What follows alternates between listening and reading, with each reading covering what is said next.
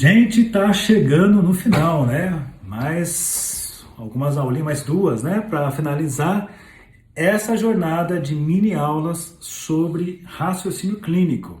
Para falar agora um assunto muito interessante, uma pergunta interessante. Um psicanalista, ele tá mais para um filósofo ou para um sofista? Na verdade, um psicanalista é um psicanalista. Mas é interessante que o Lacan ele faz toda uma leitura de como a psicanálise pensa o sujeito falante e faz uma relação disso para pensar a posição do filósofo e pensar a posição do sofista. Para isso, né, o Lacan em vários momentos ele vai se apoiar em filósofos. Ele se apoia em Platão, para falar sobre o banquete, para falar ali no Seminário 8. Ele se apoia em Hegel muito fortemente para falar de o desejo do outro, que tem a ver com o espelho. Ele fala muito de Heidegger para falar a questão, enfim, do entorno do nada, o nada e o vazio, sobre a existência, enfim. E tem também Aristóteles, que foi um filósofo que o Lacan usa muito para falar, por exemplo, aspectos das propostas sobiológicas de Aristóteles. E lembrando que Aristóteles tinha queixas ali, assim como Sócrates, por exemplo, queixas aos sofistas, porque esses estavam ali muito mais preocupados com falar e não se ocupavam de um tipo de verdade. Enquanto Sócrates já pensa numa questão de uma verdade como um horizonte, né, algo a se alcançar, através da maiêutica ali, de chegar à redução, né, o parto das ideias. E aí você tem no Aristóteles as construções, inclusive lógicas, para pensar a questão da forma, forma correta de se pensar, de alcançar uma verdade. Então, o Aristóteles, ali, o pai da lógica, ele vai trazer ali os modelos, né, o silogismo, para mostrar como uma coisa é verdadeira ou não, através de processos de pensamento. Ou seja, se você seguir aqueles procedimentos, se você tem uma forma certa de pensar, você chega naquele mesmo resultado. Só que isso é muito questionável, né? O Lacan ele vai fazer alguns pensamentos sobre isso, que você encontra no Seminário 5, por exemplo, de que, na verdade, o discurso que a psicanálise compreende ou pensa, a relação da linguagem com a coisa, não é tão aristotélica assim. Nós falamos de uma coisa, mas dizer que existe uma verdade, né, que ela é alcançável por todo tipo de pensamento que seguir essa linha, é uma coisa que em Lacan não seria tão correto de se pensar assim. Por isso, Lacan é considerado muitas vezes como um sofista. Inclusive tem um livro chamado Lacan, o Sofista. E no Seminário 5, quando ele vai apresentar o grafo do desejo, que vai mostrar a estrutura ali da linguagem, né? Não vou falar do grafo todo, mas pensar uma estrutura mínima. A produção de um sentido, né? Ela sempre se dá numa relação de duas setas, né? De dois movimentos. Um movimento aqui que eu tenho horizontal, né? Que seria aqui a fala, e eu tenho um movimento de retração, né? Retroação, melhor dizendo, que vai fazer esse corte na fala aqui, até aqui. E aí então eu tenho a fala que está aqui, eu tenho essa retroação e aqui produzir uma significação. A gente pode dizer que quando produz uma significação tem um sujeito aqui, né? Então a gente pode pensar, fazendo aquela referência ao livro que eu fiz em outras aulas, como se fossem capítulos de livro, e à medida que os novos capítulos são incluídos, o personagem se modifica.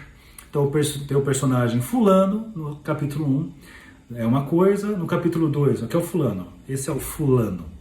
O fulano, capítulo 1 é uma coisa, capítulo 2 pode ser uma outra coisa, capítulo 3. À medida que isso caminha, novos discursos são colocados, novos significantes são colocados, retroativamente, porque é o ponto final do capítulo, esse personagem aqui vai se modificando. Então é difícil dizer a questão da verdade quando você tem essa estrutura de produção de sentido, ou de uma certeza, ou de um sujeito, que vai variando conforme o discurso vai avançando. Então é muito legal isso, né? Essa construção que o Lacan traz, que você começa a pensar que você não tem um modelo, por exemplo, até fazendo uma referência aos diagnósticos aqui. Você não tem uma pessoa que pode ser fechada, que pode ser delimitada A, ou uma pessoa B, ou uma pessoa C. Não interessa para o Lacan quem a pessoa é. mas o que a pessoa diz. Olha que legal isso.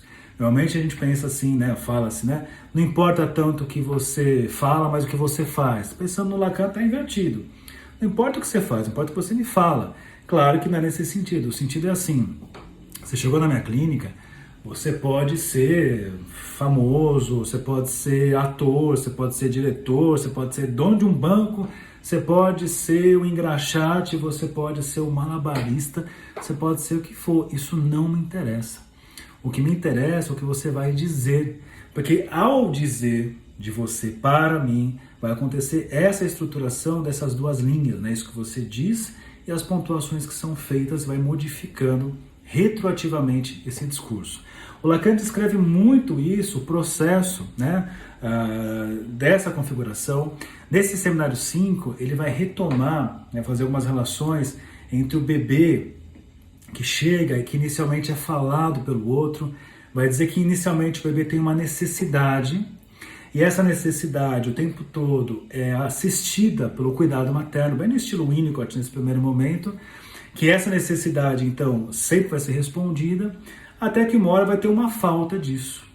Né? A gente for pensar, pegando emprestado do Winnicott, a mãe está presente por conta da preocupação materna primária, depois isso passa. Pensando em Lacan, o bebê funciona como fala materno, isso vai passando, então ela não responde tudo imediatamente. Nessa hora então, nesse processo, nessa nova fase que ela não responde imediatamente, o bebê vai precisar pedir, vai precisar demandar. O problema é, quando ele demandar, quando ele fizer seus pedidos, ele vai precisar utilizar a linguagem para poder ser compreendido.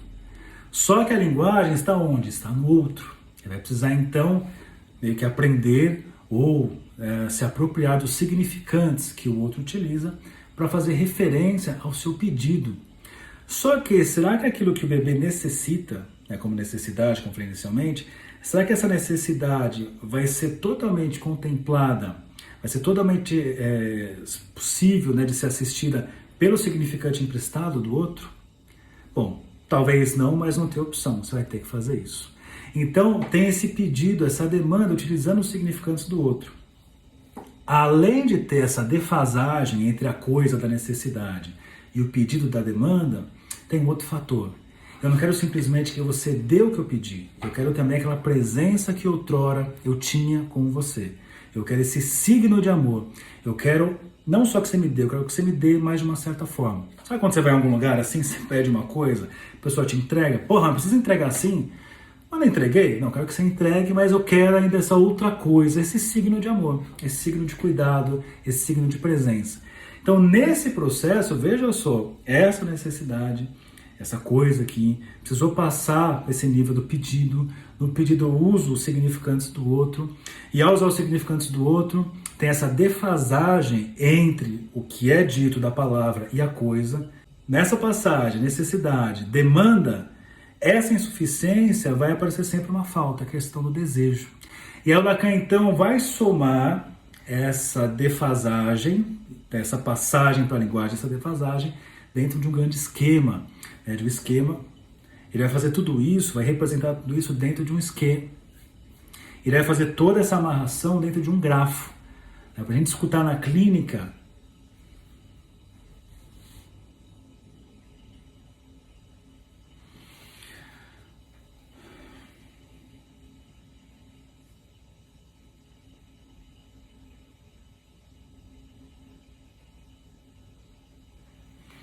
então, nesse processo, necessidade, demanda, que vai aparecer o desejo, mas é muito legal pensar essa utilização de um significante que nunca fecha exatamente com a coisa em si. O Lacan, inclusive, vai utilizar várias passagens do Freud, do xiste e suas relações com o inconsciente, que o Freud mostra ali, né, o xiste, a tirada espirituosa e o efeito metafórico que acontece em certas tiradas espirituosas, em que eu falo uma coisa e essa coisa dá a entender uma outra coisa. A estrutura da linguagem tem essa característica de falar sobre algo e causar o efeito de ser uma outra coisa, sem contar, obviamente, que o encontro de palavras produz aí metáforas. E isso cada vez mais distancia, pensando nessa perspectiva, do analista ser algo próximo de um filósofo, assim, e sim mais próximo de um sofista, que é muito mais o prazer em falar da coisa, em falar do nada. E falar do nada, quando você fala do nada, você começa a fazer um contorno em torno de um nada, e esse contorno em torno de um nada começa a criar uma estrutura de vazio, que é uma estrutura de uma falta. Lacan pega essa ideia, inclusive, do Heidegger, para pensar na formação do vaso. Imagina o nada, você começa a pensar num vaso. O que é um vaso? O vaso, você começa a fazer um contorno. Onde era um nada, você tem um vazio, que é uma falta. Então o discurso gira em torno de uma coisa oca e não de uma verdade que pode ser alcançada. É uma coisa muito interessante, um pensamento muito rico, super complexo, muito útil na clínica e que você pode estudar comigo nesse curso sobre o grafo do desejo, que eu passo por esses pontos. Mas claro que você pode estudar tudo isso sozinho também. Basta pegar esse cenário 5, basta você pegar o Freud, X, suas relações com o inconsciente. Você pode pegar o livro que eu falei também, Lacan, o Sofista. Você pode estudar sozinho ou estudar comigo, a escolha é sua. E vamos para a nossa última aula daqui a pouquinho.